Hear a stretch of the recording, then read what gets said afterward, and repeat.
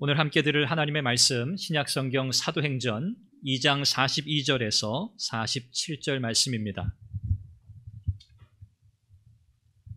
사도행전 2장 42절에서 47절 말씀 교독하시고요. 47절은 함께 읽겠습니다. 그들이 사도의 가르침을 받아 서로 교제하고 떡을 떼며 오로지 기도하기를 힘쓰니라.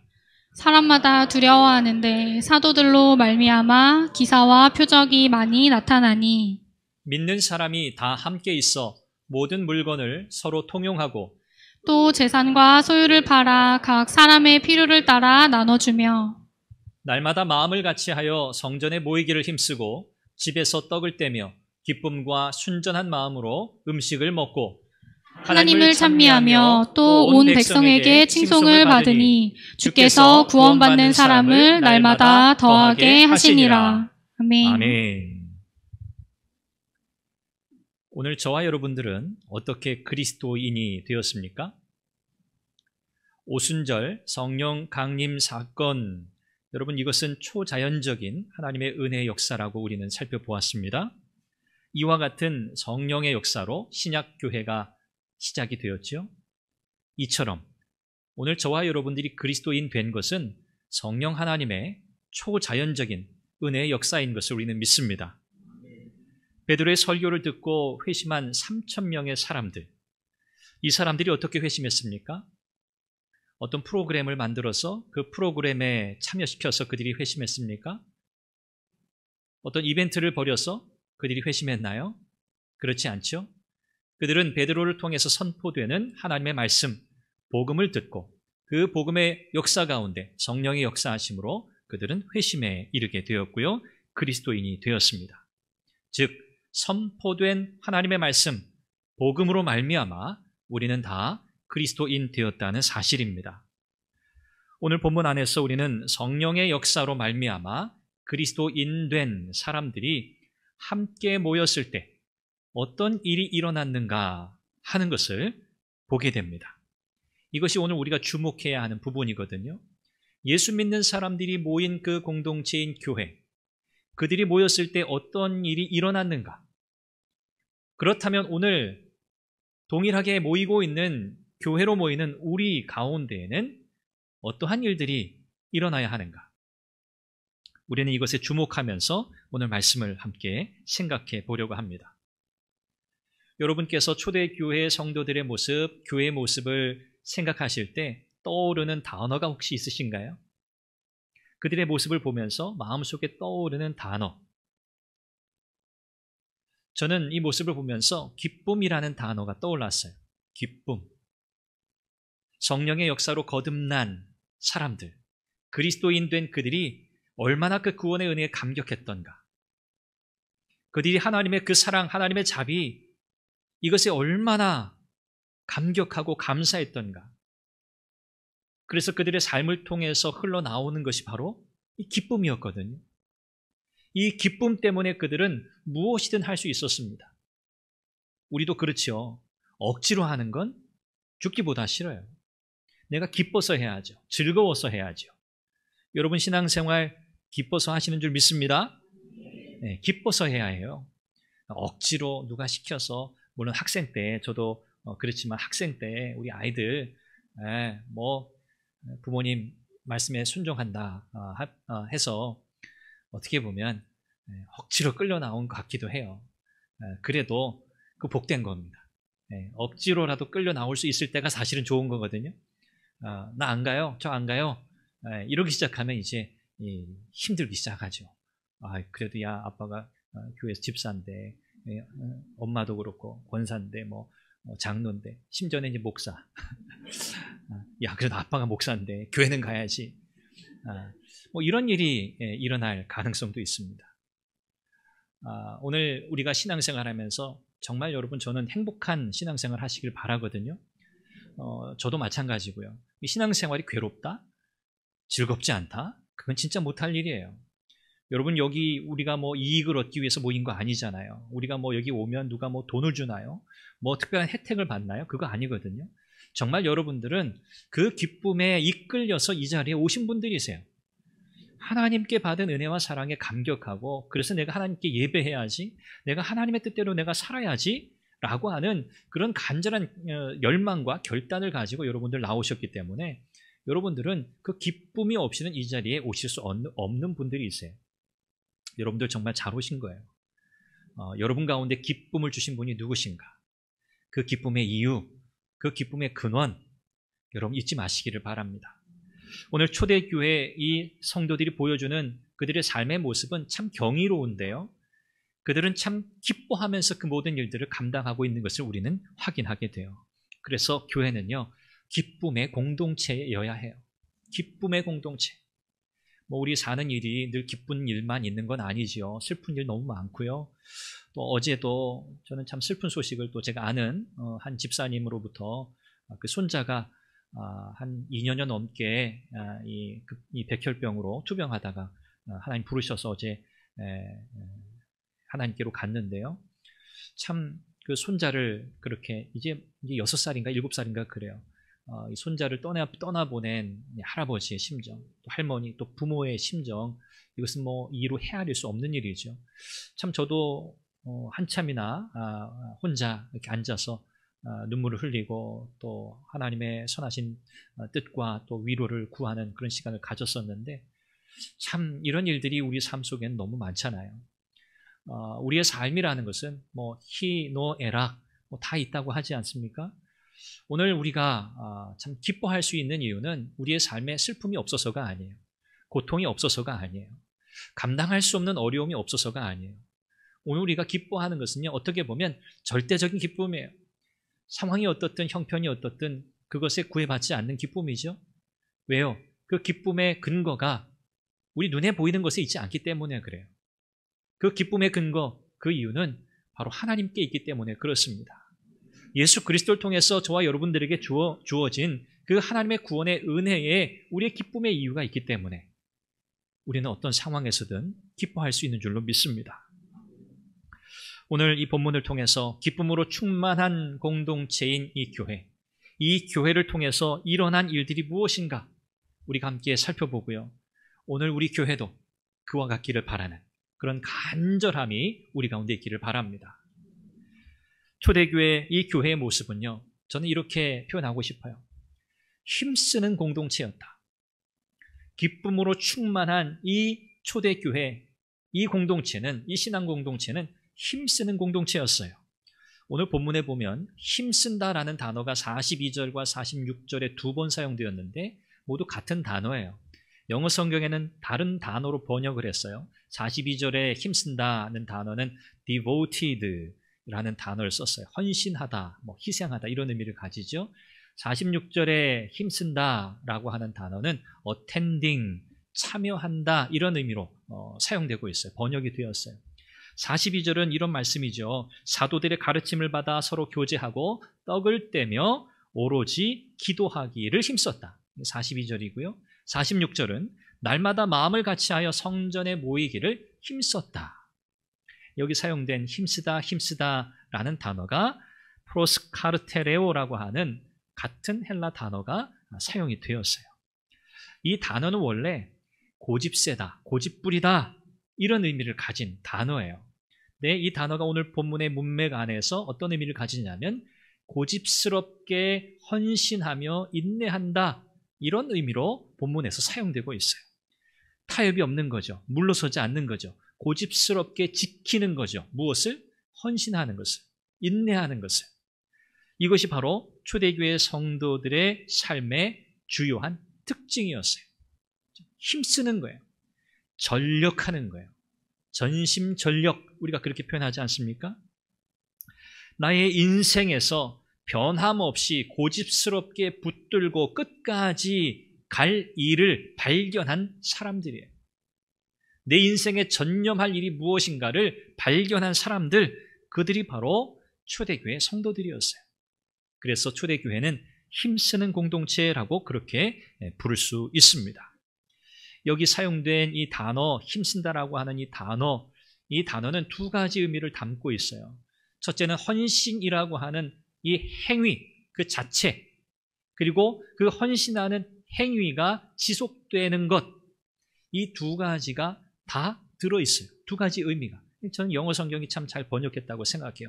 devoted, attending, 신앙의 삶에 있어서 헌신된 삶. 또 attending이라는 건 이제 참여한다 그런 뜻이잖아요. 함께한다 그런 의미잖아요. 행위와 그 행위의 지속성이 함께 연결되어 있는 그 모습. 이것이 바로 초대교회 성도들의 모습이라고 할 수 있어요. 누가 시킨 거 아니에요. 억지로 나와라 그런 거 아니에요. 그들은 구원받은 그 감격, 그 기쁨에 겨워서 그들은 자발적으로 그렇게 했어요. 초대교회의 가장 주요한 특징 가운데 또 하나는 뭐냐면 자발성입니다. 자발성. 억지로도 아니에요. 누가 시켜서도 아니에요.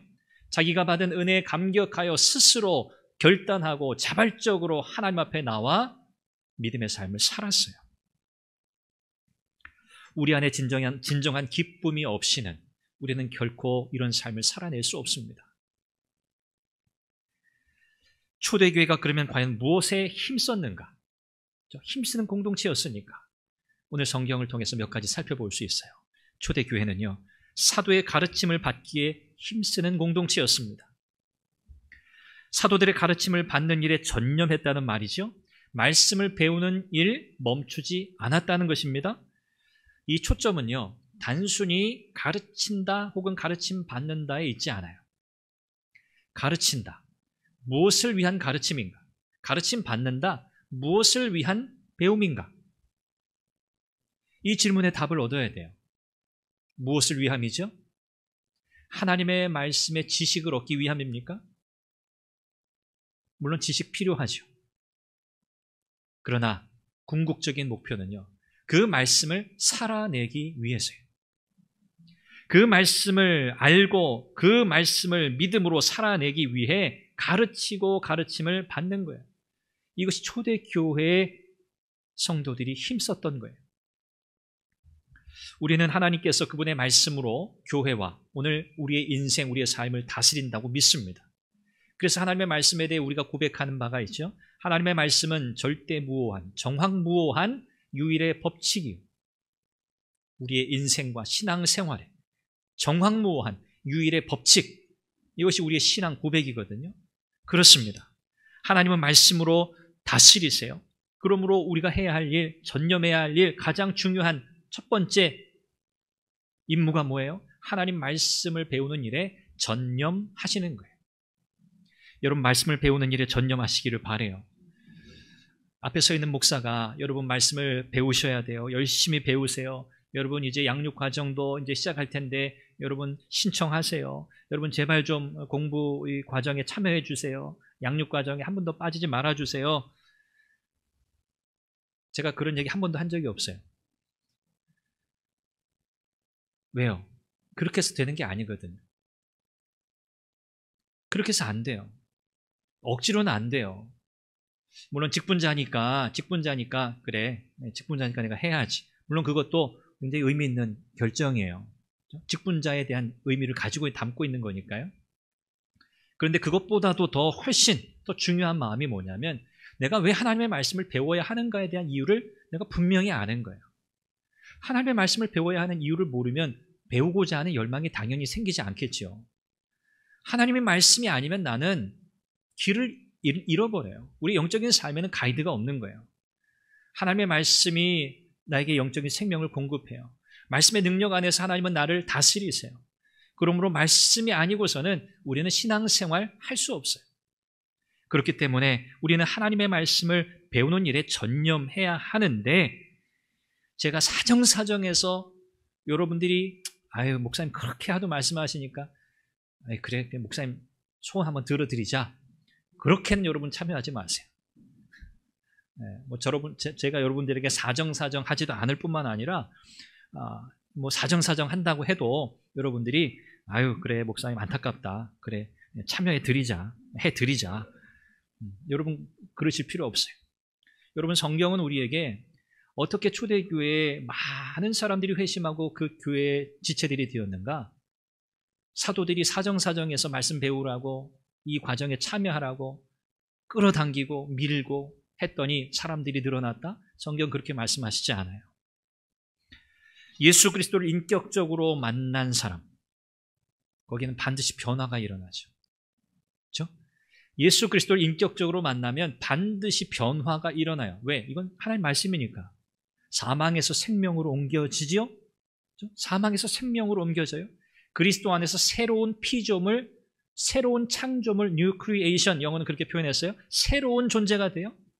이건 혁명적 변화죠. 변화하지 않았다? 이건 예수 그리스도를 만나지 않았다는 거예요. 예수 그리스도를 만난 분들은 반드시 변화됩니다. 변화의 삶을 갈망하게 되어 있어요. 변화가 이미 시작되었거든요. 변화하지 않고는 살아갈 수 없어요. 그래서 변화된 삶을 늘 갈망하고 열망하고 추구하게 되어 있어요. 성령께서도 우리 안에 오셔서 하나님의 말씀을 통해서 우리에게 뜨거운 열정을 일으켜주세요. 간절한 마음을 부어주세요. 그래야 우리가 신앙의 삶을 살아갈 수 있거든요. 이렇게 그리스도 안에서 변화된 삶을 살아가는 성도, 그리스도인이라면 억지로, 강제로 시켜서 신앙생활? 아니요. 누가 시키지 않아도 하는 거예요. 왜요? 내 안에 하나님의 말씀을 알고 배우고 그 말씀대로 살고자 하는 열망이 막 뜨겁게 일어나는데 하나님 말씀을 배우지 않겠어요? 하나님 말씀을 듣고 배우는 자리에 나아가지 않으시겠어요? 문제는 우리 안에 하나님의 말씀에 대한 그런 열망이 있느냐 없느냐예요. 없으면 그리스도인이 아닐 가능성이 커요. 하나님의 말씀에 대한 간절함과 열망이 여러분 가운데 있으신지 점검해 보세요. 조금이라도 있으면 돼요. 조금이라도 있으셔야 돼요. 누가 시키지 않아도 성경을 읽습니다. 누가 시키지 않아도 말씀을 묵상합니다. 누가 시키지 않아도 말씀을 때로는 암송하기도 하고 말씀을 구체적으로 공부하기도 합니다. 이것이 예수 그리스도를 인격적으로 만난 변화된 그리스도인의 삶이에요. 여러분의 신앙생활이 이와 같으시기를 바랍니다. 두 번째, 무엇에 힘썼는가? 서로 교제하고 떡을 떼는 일에 힘썼어요. 우리 신앙생활을 이끌어가는 큰 두 가지 축이 있어요. 기둥이 있어요. 견인차가 있어요. 하나는 예배예요. 하나는 성도의 교제예요. 예배와 성도의 교제는 뗄 수 없어요. 우리는 예배를 우리의 삶의 최우선순위로 두고 살아가죠. 그렇죠? 예배로 승리하는 공동체, 예배로 승리하는 삶, 이걸 우리는 강조하고 또 이것을 우리가 실제로 그렇게 하나님 앞에서 우리의 예배를 그렇게 드리기 위해서 애쓰며 살아가지요. 맞습니다. 여러분 잘하시는 거예요. 그런데 성도의 교제가 반드시 따라가야 돼요. 예배에 헌신된 분은요, 성도들과의 영적인 교제에도 헌신해요. 하나님 앞에 온전한 예배를 드리는 성도는요, 다른 믿음의 지체들과의 영적인 교제와 나눔에도 헌신해요. 두 개가 분리되지 않아요. 우리가 진정한 예배자가 되면요, 우리는 진정으로 영적 교제를 나누기를 원하는 사람이 된다는 거예요. 혹시 이렇게 생각하는 분 계세요? 난 예배만 잘 드리면 돼. 다른 건 필요 없어. 그래, 목사님도 그러시잖아. 예배로 승리하라고. 반쪽만 들으신 거예요. 당연해요. 예배로 승리해야 해요. 예배는 잘 온전히 드려야 돼요. 그런데 예배만 드리면 안 돼요. 아유, 사람들하고 만나고 나 잘 안 맞는 사람들하고 말 섞고 교제하고 또 오해 생기고 아유, 나 그런 거 난 딱 질색이야. 그냥 난 좀 조용히 편안하게 그냥 내 갈 길 가련다. 뭐 나만 하나님 앞에 바로 서 있으면 되지. 내 믿음 잘 지키면 되지. 된다고요? 안 된다고요? 대답을 좀 크게 해주세요. 안 돼요. 안 돼요. 마틴 로이드 존스 목사님이 이렇게 말씀하신 게 있어요. 들어보세요.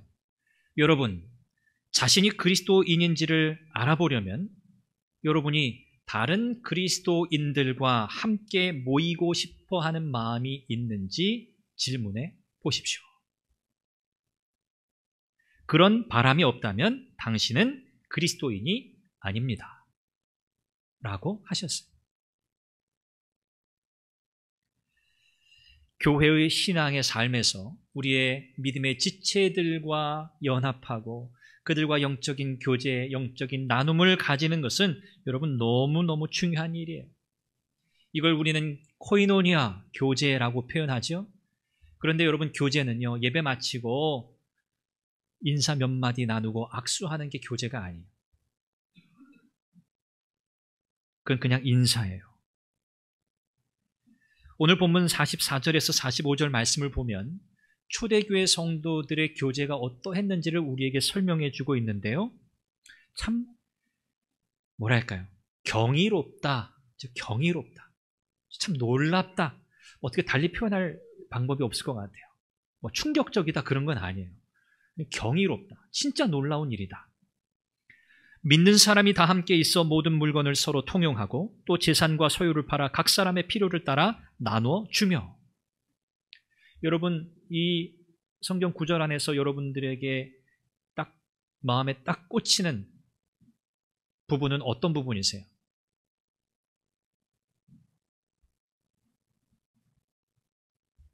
모든 물건을 서로 통용했다? 아니면 재산과 소유를 팔았다? 전자입니까? 후자입니까? 아무데도 네. 뭐 모든 물건 서로 통용했다. 그래 그럴 수 있겠다. 뒷부분이에요, 사실은. 재산, 소유를 팔아 필요한 사람들에게 나누어 주었다. 우리는 이 말씀을 보면서 사실 이 부분에서 놀라거든. 놀라요. 정말 이럴 수 있어? 이게 정말 가능한 일이야? 라고 놀라거든요. 그런데 저는 이 본문을 보면서 좀 초점이 다른 데 있는 것 같아요. 재산을 팔았다는 데 있는 게 아니에요. 소유를 팔았다는 데 있는 게 아니에요. 그들이 어떻게 이렇게 할 수 있었을까에 관한 거예요. 그들이 어떻게 이렇게 할 수 있었을까?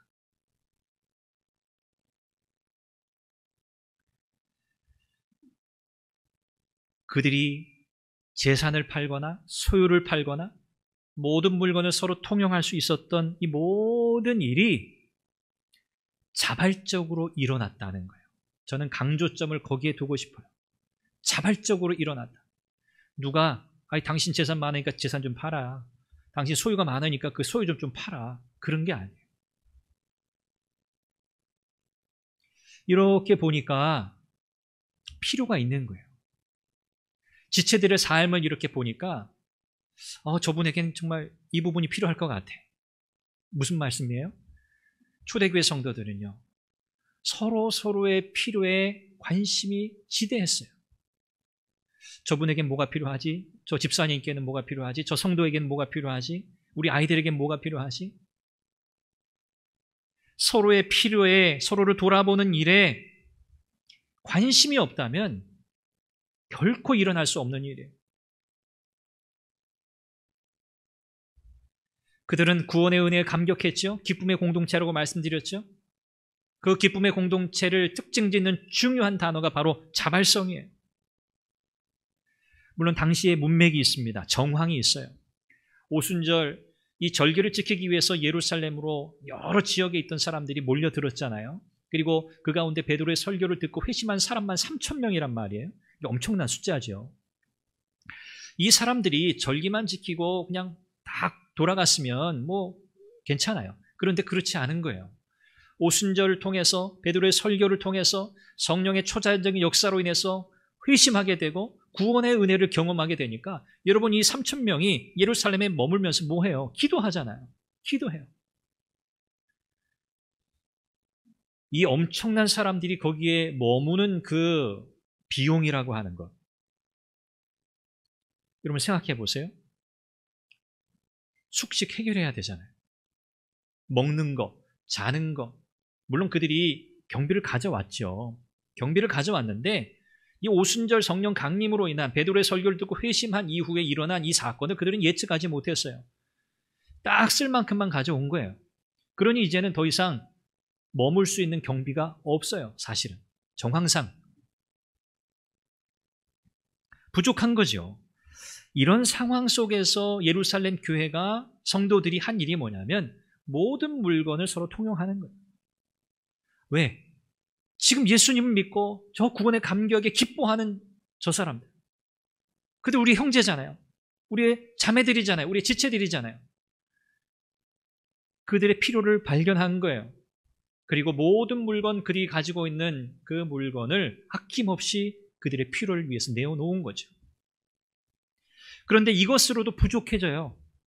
모든 물건을 서로 통용했는데도 부족한 거예요. 그래서 그 다음에 뭐가 된 거예요? 부유한 성도들, 그들이 재산을 팔아요. 소유가 많은 성도들, 그들이 자기의 소유를 팔아요. 그래서 필요한 대로 그것을 사용하도록 나눈 거예요. 초대교회 성도들이 보여주는 그들의 삶의 모습입니다. 그들이 어떻게 영적인 교제에 힘썼는가? 그것은 다름 아니라 지체들의 필요를 살피는 일이에요. 지체들의 필요를 살피는 일이에요. 저분 내가 도와줄 거 뭐가 없을까? 어떻게 하면 내가 저분 좀 내가 위로할 수 있을까? 격려할 수 있을까? 이것이 진정한 영적 교제의 출발점이에요. 우리의 사귐은요, 사사로운 이익을 추구하기 위함이 아니에요. 우리의 사귐은요, 영원한 사귐, 영원한 삶을 위한 준비예요. 여기 계신 분들 나중에 안 보고 싶은 사람 있으세요? 그럴 수 없습니다. 우리 모두 하나님 나라 갈 텐데 우리는 거기서 만나 영원히 살 거거든요. 그러니 여러분, 혹 마음에 안 드는 부분이 있으셔도 사랑하세요. 품어주세요. 이해하세요. 용서해주세요. 저도 그렇게 대해주세요. 우리는 다시는 안 볼 사람이 아니거든요. 물론 이사 가면 물리적으로는 못 볼 수 있죠. 떠나가면 못 볼 수 있죠. 그러나 우리는 영원한 하나님 나라에서 영원히 얼굴을 맞대고 살 사람들이에요. 이것이 우리가 이 땅에서 영적인 교제, 영적인 사귐을 하는 중요한 이유예요. 연습하는 거예요. 이러한 교제 중심에는요, 음식을 통해서 친밀감을 도모하는 일이 포함되어 있었어요. 그들이 떡을 떼며 교제했다, 그렇게 표현하잖아요. 이 떡을 뗀다, 먹는 음식뿐만 아니라 성찬의 의미도 같이 담고 있어요. 성찬을 통해서 예수 그리스도의 그 구원의 의미를 다시 되새김으로 그들의 영적 결속이 견고해졌다는 거죠. 사랑의 연대와 공동체적 경험이 더불어 일어나는 영적 교제, 이것이 초대 교회가 힘썼던 일입니다. 사랑하는 여러분, 여러분의 영적 교제도 그와 같으시기를 바랍니다. 내 시선을 돌려서 다른 사람에게로 향하면 보이거든요. 사실 보여요. 내가 저분 어떻게 도와줄까? 저분 뭐 필요한 게 없을까? 그렇게 생각하면 여러분 그냥 머릿속으로만 생각하고 그냥 하세요? 아니죠. 다가가서 물어요. 권사님, 혹시 뭐 필요한 거 없으세요? 권사님, 혹시 제가 뭐 좀 도와드릴 일 없으세요? 집사님, 제가 뭐 좀 기도할 기도의 제목이 없을까요? 여러분이 주일에 교회에 오셔서 해야 할 일은 그 대화예요. 자, 지금 실습 한번 하죠. 옆에 계신 우리 분들에게 기도의 제목이 무엇인지 물어보세요. 하나만 말씀하세요. 네. 앞뒤로도 짝이 안 맞으시면 앞뒤로도 하세요. 부부끼리도 하시고 뭐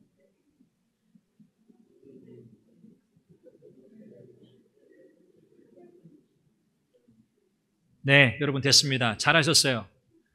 네, 잘하셨어요. 네, 벌써 여러분들 웃고 계세요. 네, 기도 제목 하나 물어봤는데 벌써 웃고 계세요. 네, 이것이 우리 안에서 일어나야 하는 영적 교제예요. 이게 영적 교제의 본질이에요. 그러면 우리의 마음이 기뻐요. 즐거워져요. 마음이 안 좋다가도, 뭐 슬픈 일이 있다가도, 누가 나한테 다가와가지고 기도 제목이 뭐냐고 내가 기도해드리겠다고 물어보고, 요즘 어떤 뭐 고민이 없으시냐고 물어보고, 힘내시라고 이야기하고, 그러면 우리의 마음에 기쁨이 생기거든요. 바로 그거예요. 저와 여러분들의 신앙생활은 그래야 돼요. 그런 은혜가 넘치시기를 바랍니다. 세 번째는요, 기도하는 일에 힘쓰는 공동체였어요. 오순절 성령 강림, 성령을 기다리면서 기도했지요. 성령 강림 이후에 3,000명 회심한 그리스도인들도 함께 모여서 기도했습니다. 교회가 힘쓴 것이 기도였다는 것은 명백한 사실이에요. 누가 기도할까요? 누가 기도에 힘쓸까요? 하나님의 긍휼과 용서가 필요한 죄인임을 깨닫는 사람이 기도해요. 난 잘못한 게 없어. 난 죄인이 아니야. 라고 생각하는 분들은 기도할 수 없어요. 하나님 앞에 정직하게 내 자신이 어떤 사람인지, 난 어떤 존재인지를 아는 분이 기도해요. 아니, 난 스스로 좀 괜찮은 사람이야. 뭐 이 정도면 나는 충분하지. 난 능력이 있어. 난 참 대단해. 이런 일들을 이루어내다니. 라고 생각하면 좀처럼 기도하기 힘들어요. 무엇보다 진정으로 회심하지 않으면, 거듭나지 않으면 기도할 수 없어요. 예수님 믿지 않는데 어떻게 예수님의 이름으로 기도할 수 있어요? 불가능한 일이죠. 하나님을 진정으로 알고 그분과 교제하며 하나님의 뜻을 구하고 그 뜻대로 살아가려는 간절한 열망이 없이는 우리는 기도하지 않아요. 기도할 수도 없고요. 오늘 우리 선한교회 여러분의 기도가, 또 우리 공동체의 기도가 하나님의 뜻을 헤아리고 그 하나님의 뜻을 이루어 순종하며 살아가고자 하는 그 열망으로 기도하는 기도가 될 수 있기를 주님의 이름으로 축원합니다. 습관적인 기도가 아니고요. 그냥 지나치는 기도가 아니고요. 우리의 혼신의 힘을 다 담아서 하나님 앞에 온전히 드리는 그런 간절한 기도가 우리의 기도가 되기를 바랍니다. 하나님의 뜻대로 살아가기를 여러분 열망하십시오. 그 열망이 있어야 우리는 기도해요. 마지막 결론입니다. 이렇게 힘쓰는 공동체, 이 초대교회, 이 교회 성도들이 어떤 열매를 거두게 되는가 하는 거예요. 오늘 본문 43절에 보니까 기사와 표적이 많이 나타났다 그렇게 말씀해요. 기사와 표적. 이것은 참 믿음의 증거입니다. 참 믿음의 증거로 여기 나타나는 거거든요. 이 모습을 본 사람들이 두려워했다고 성경은 기록해요. 두려워했어요. 교회는 세상에 어떤 존재가 되어야 하는가? 어떻게 생각하면 두려운 존재가 되어야 돼요. 교회는 세상 속에 존재하면서 그 존재 자체로 사람들이 두려울 만큼의 충격을 가져다 주는 존재가 되어야 한다는 거죠. 무엇으로 충격을 줍니까? 교회의 삶을 통해서, 성도의 삶을 통해서, 그들의 힘쓰는 삶의 모습을 통해서. 왜요? 세상 사람들에게서는 찾아볼 수 없는 모습이거든요. 그들이 그렇게 하나님 앞에 힘쓰며 나아갔더니 그 가운데 놀라운 기사와 표적들이 나타났거든요. 오늘 교회가 세상 속에 존재하면서 과연 세상에 어떤 영향을 미치고 있는가? 오늘 우리 교회는 세상에 어떤 충격을 주고 있는가? 생각해 보아야 하겠습니다. 오늘 말씀을 보니까 이 예루살렘 교회, 초대교회 성도들은요, 온 백성들에게 칭송을 받았다 그랬어요. 감동을 주는 공동체였다는 거죠. 그 결과 구원받는 자의 수가 더해졌어요. 47절, 주께서 구원받는 사람을 날마다 더하게 하시니라. 주어가 누구죠? 주께서 구원받는 사람을 날마다 더하게 하시니라.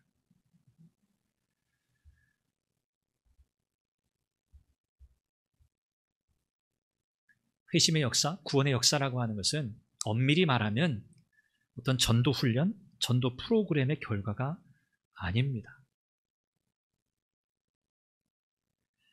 왜요? 성경에서 그런 것들을 찾아볼 수 없어요. 사도들이 한 일이 무엇인가? 또 성도들이 한 일이 무엇인가만 기록되어 있어요.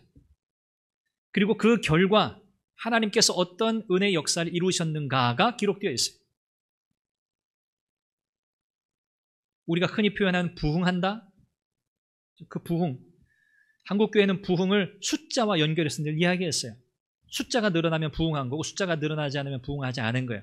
여러분 이거 잘못된 거예요. 그런 생각 하지 마세요. 부흥이라고 하는 것은 물론 회심하는 사람들이 많아지면 수적으로도 당연히 늘어나죠.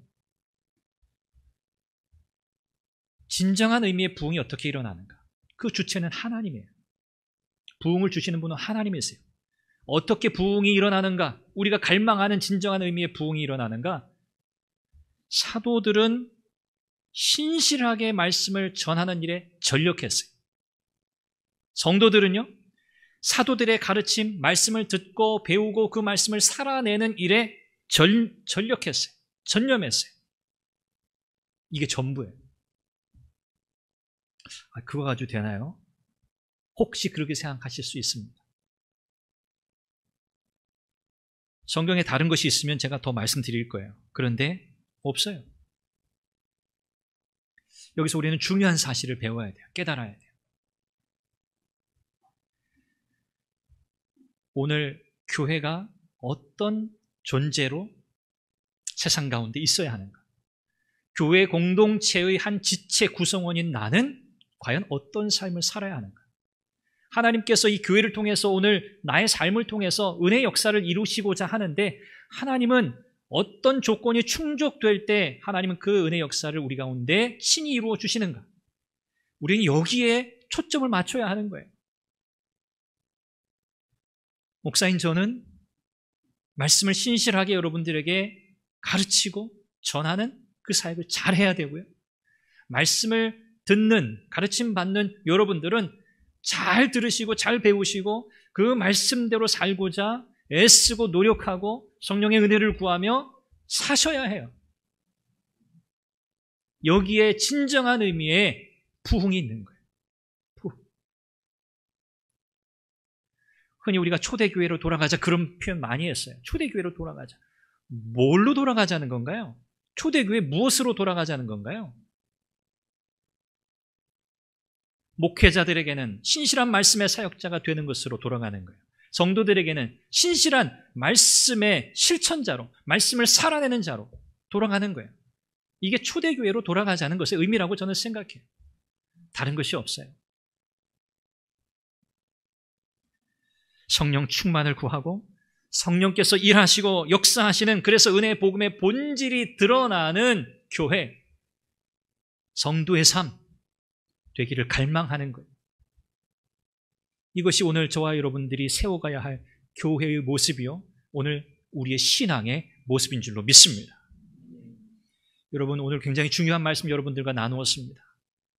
여러분, 마음속에 성령께서 부어주시는 간절함과 열망이 여러분 가운데 일어나십니까? 여러분, 그것을 붙들고 기도하십시오. 하나님, 그래요, 내가 그렇게 하나님 앞에 나아가겠습니다. 하나님, 성령의 뜨거운 은혜의 역사로 채워달라. 여러분 기도하십시오. 여러분 기대하세요. 하나님은 하나님의 교회를 향해서 기대를 가지고 계세요. 하나님 계획이 있으세요. 하나님의 기대와 하나님의 계획이 우리 가운데 펼쳐지는 것, 이것은 우리가 얼마나 하나님 앞에서 신실한 하나님의 백성으로 사느냐에 달려있어요. 이것 이외에 다른 어떤 것에서도 여러분 주눅드실 필요가 없어요. 다른 어떤 것 때문에 여러분들이 실망하거나 낙심하실 필요가 없어요. 우리가 유일하게 실망하고 아파해야 하는 것은 신실한 믿음의 삶을 살지 못하는 것, 그거 하나밖에 없어요. 하나님께서 우리 선한교회를 통해서 일하실 것을 기대하고 지금까지 그렇게 하셨지만 우리가 더 간절히 열망하면서 우리의 자녀들을 품고 기도하면서 하나님의 은혜의 역사가 대를 이어가도록 기도하며 나아가는 여러분들 되시기를 주님의 이름으로 축원합니다. 기도하겠습니다. 우리가 함께 기도하죠. 하나님, 내 삶을 성령의 은혜로 충만하게 하옵소서. 그래서 나의 삶을 통하여, 그리고 우리 교회의 영적인 교제와 나눔과 예배를 통하여 하나님의 은혜의 복음이 세상 가운데 선명하게 드러나게 하옵소서. 하나님의 말씀을 신실하게 배우고 가르치고 듣고 살아내는 삶이 우리 가운데 이루어지게 하여 주옵소서. 하나님의 은혜의 역사를 구하며 우리 간절히 한 목소리로 기도하겠습니다. 자비하신 아버지 하나님, 하나님의 은혜를 감사합니다. 오늘 하나님께서 우리에게 주의 말씀을 통하여 권면하시고 깨닫게 하시고 가르치시는 그 말씀을 마음에 새깁니다. 하나님, 우리는 어떤 교회여야 하는가? 교회는 어떤 공동체로 세상 가운데 존재해야 하는가? 하나님, 우리가 정말 이 말씀을 마음에 새기고 이 말씀에 주의하여 하나님, 우리가 신실한 하나님의 사람으로, 말씀의 사람으로 세워지게 주시기를 원합니다.